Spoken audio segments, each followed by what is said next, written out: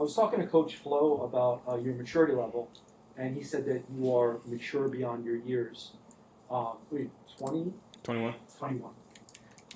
Where do you think that comes from? At what point do you feel like you had to mature? In life or just in football? I have to say it's my parents, really, uh, giving me leeway to grow up, take care of my sister, like drive her to school, little things like that kind of, push me forward to grow up quicker than I am. And then having my brother, he's 4 years older than me. He's close in age, close enough to where I can learn from him and his mistakes and his things that he does good, and then far enough where I can correct them myself or avoid something, add something. Same thing in football with my brother also. So yeah, that's basically it.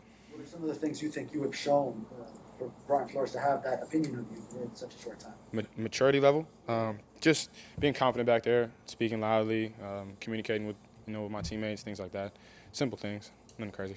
So when we were in London, I remember Maurice Jones-Drew was there, and he kind of gave a shout out to you in the pregame, saying, I guess, kind of like referring to you as like a little brother. Didn't he coach you in high school, or is that? Yeah, he was. So KT Kenyon Training was my 7-on-7 team, and so he was a coach on that team. And so he basically kind of took me under his wing, taught me a whole bunch of stuff, along with a lot of other coaches over there. But he was probably one of the main ones. But yeah, he's a good guy. Yeah, I mean, obviously having an former NFL, Pro Bowlers, like it's probably pretty cool to learn from him. I guess what are some things that stuck out from early on learning from him? Really, just the knowledge of the game, and how important it is to have a knowledge of the game. That's really what it was. For me, I was like, damn, that's Maurice Jones-Drew, like, you know what I mean? So, because I watched him growing up. So I really was just trying to absorb all the knowledge that he'd give me, about whatever position, whatever situation. Because, I mean, there's like 2,000 things that happen in football, but a coach can only tell you like 200. So, yeah. Your dad played football. Have you had a chance to ever watch the old CFL footage, any of the interceptions? I'm wondering how you think your ball skills compare to his. My ball skills are way better than my dad's, well, by far. I played receiver in high school. I look, he went crazy in high school at receiver, but nah, he didn't. His fingers cut off too, so he really couldn't play receiver. But I've seen some of his old tapes and whatnot. He was balling, I mean, but not my ball skills. How much do you remember from growing up in Canada? Obviously, you moved to Oakland, I think, right when you were around 8. How much do you remember from growing up in Canada? I remember quite a bit. I got fond memories, friends up there playing soccer, whatnot. Like, where I lived, how to get to school, things like that. So how did you end up from wide receiver to safety? Well, my dad played DB, my brother played DB. So, I mean, obviously I was training to play DB also, but I wanted to play receiver. My dad wanted me to play quarterback. So I was just like learning offenses, things like that. And then I was like, I'm playing receiver freshman year of high school. So I played receiver, and then my dad was like, you got to play defense too. So I played safety. And I've always been the guy to be back deep, whatnot, if feel like playing out in the street or something like that. So, yeah, no, that's basically how I ended up playing safety. And then I just got better and better at safety and receiver, but I chose safety because teams wanted me more for safety. Was it coming out of high school or in 2020, last year when you opted out, where Cristobal told you to get ready to play some receiver? It was both. Yeah, it was both. And when I came out of high school, it was more Coach Arroyo. He's a head coach at UNLV right now. He told me, he was like, yo, get ready to play some receiver. And then last year, Coach Cristobal told me. So, You were still going to be a defensive back, just get some offensive snaps. Yep. Yeah. So you never got a chance to catch a ball in college? No. How does your first half of your rookie season compare with your expectations? I mean, they're by far better than what my expectations were. I really just wanted to help the team in any way. That was my goal. And so once plays start, coming to me where technique meets opportunity, like Coach G.A. says, splash plays happen. So that's what I'm trying to replicate every week, make sure I'm prepared, over-prepare, so that I go out there, play free, empty-minded, and just go out there and react. So Hollywood Brown, who you guys played this week, is nicknamed after this Florida Hollywood. What is the origin of your nickname, and is that something you have to live up to?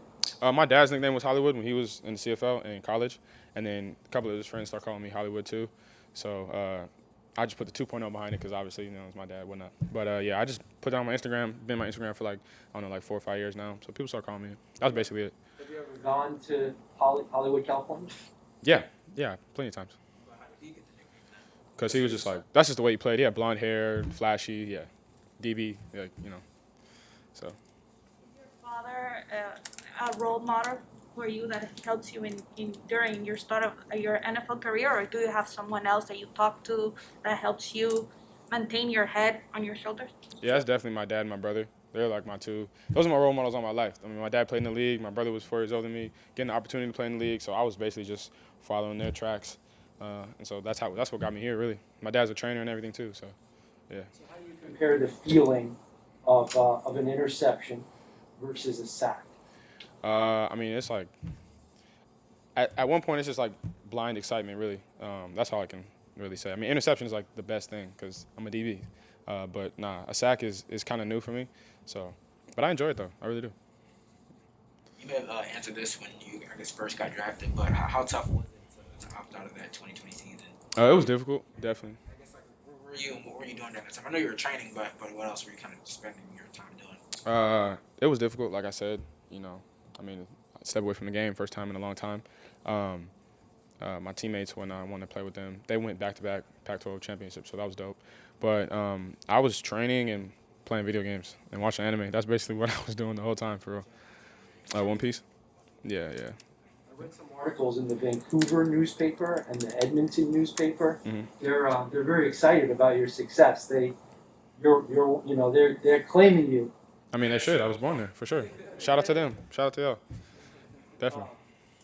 I wanted to ask you a question about Canada relative to you still hear from sort of folks in Canada. Are you aware of how closely they're still following you? I've gotten more familiar with how close they're following me, but really I just talk to like family, friends that are from there. Sometimes on Facebook, I get messages on Instagram from people too. So yeah, that's basically it. So lacrosse and soccer as a kid, but no hockey. Lacrosse, no hockey, man. I tried to play hockey. I feel like one time I was done. I was like, nah, it's not it. What was that? When did you stop playing soccer? When did you make that change? Yeah, I stopped playing soccer in, I think that was like 3rd, 4th grade. Because it was like one day I was at practice and the kids were like juggling the ball, and I was like, what's your record? Like, they're like 115. I was like, nah, this is not for me. I only got like 15 and I like lose the ball. Nah, I was like, nah, y'all too good. So I stopped. Talking about Canada, do you watch their soccer team now with all the stars that they have? I haven't been able to tap in. Really, I have not. But I heard that they're pretty good. So I might have to go up there and check them out. Did you blitz much at Oregon? And so if not, what was the key moment where kind of Brian Flores or anyone else identified? I mean, this is something we could really use Jevon Holland. No, I didn't blitz that much at Oregon. Maybe like 3 or 4 times. And then, honestly, I'm not really sure. Just like one of the times, me and Brandon in practice like switched to blitz. Like he was supposed to go, but I went, and then I don't know. You got to ask coach that. That's not really a question I can answer.